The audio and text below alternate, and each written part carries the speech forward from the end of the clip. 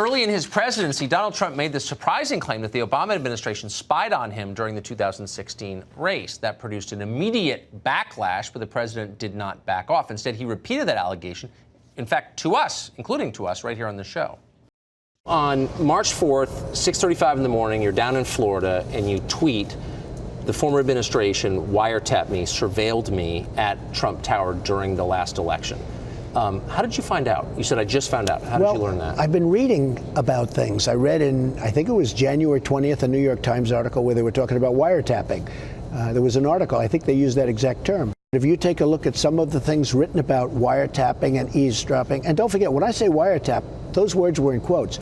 That really covers, because wiretapping is pretty old-fashioned stuff, but that really covers surveillance and many other things. Well, the next day, the political director over at CNN, David Chalian, really more a political activist, but mocked the president for saying this and called him a liar. He can no longer justify not retracting those tweets, apologizing for accusing Barack Obama of a crime without any evidence whatsoever. It's just not okay for the president of the United States to make this kind of completely unsubstantiated claim. It's just not okay for them to criticize Barack Obama, says David Chalian, CNN political director. He wasn't the only one, by the way. The Senate Intel Committee released a statement suggesting Trump was lying, too. Keep in mind, the chairman is a Republican from North Carolina. And then every bland, clueless person in Washington, in Consensusville here in D.C., lined up to denounce the big orange liar. Watch. President Trump has a new favorite word, and every time he uses it, he is lying. And that is the word spy. His baseless claims of spies. This is the president of the United States telling people, don't believe what this federal government is doing. And that has very, very dangerous consequences. The notion that somehow the FBI planted someone inside the campaign to spy on the campaign is just not true. There's absolutely no evidence there was a spy. He wants you to believe that his campaign was spied on, and it's one of the worst things that we've ever seen from government. The group you just saw were hysterical at the idea that Trump might believe there was spying on his campaign. They were hysterical because they suspected it might actually be true. And now we know that it was. In fact, according to recent testimony from a high-ranking FBI official, the spying turned out to be far more extensive than Trump suspected. Even James Clapper had to concede that. Using undercover agents is a standard and legitimate technique that is widely used in investigations. That technique has been used to thwart a lot of counterterrorism plots in this country. So I'm sure, I mean, there are protocols and standards for using an agent, and I'm sure that's the case here. Was it spying?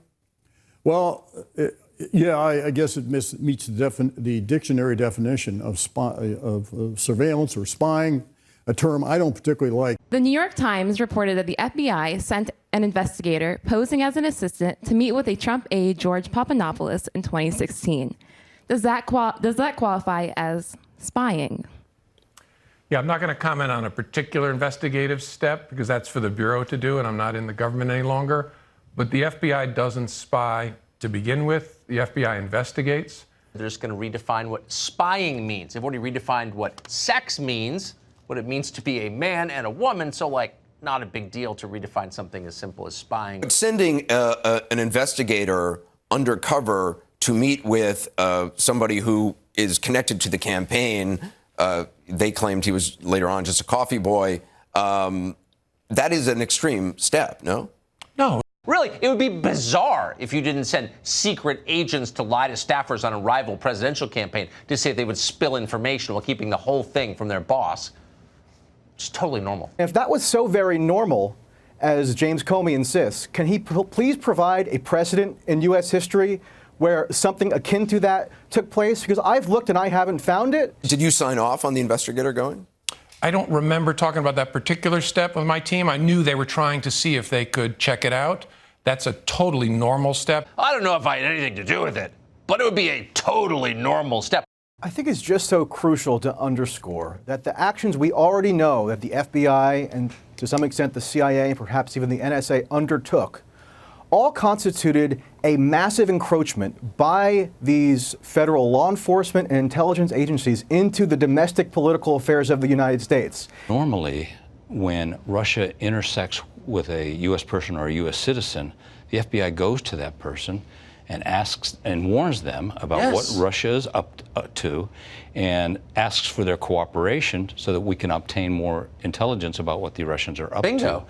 So it's why they decided from the outset to make members of the Trump campaign a target of a counterintelligence investigation is still a puzzle, because the predication to do so is literally not there, according to the Mueller report. One thing that I try to implore to my progressive friends who tend to brush this issue aside and don't particularly care about it is, okay, so are you telling me that if the Trump administration were to send a spy or even a series of spies to, I don't know, go and try to entrap a campaign official associated with the Bernie Sanders campaign, are you saying you'll just be content with that and you just won't pay it much mind? I don't think so, but that's the kind of thing that happens when this occurs with rival candidates that you don't like. A precedent gets enshrined that then can be used for other purposes down the road. We had the Russia hoax, this allegation that the Donald Trump campaign treasonously colluded with Russia to steal the 2016 election. That ended with a fizzle. Robert Mueller declined to indict a single American for that.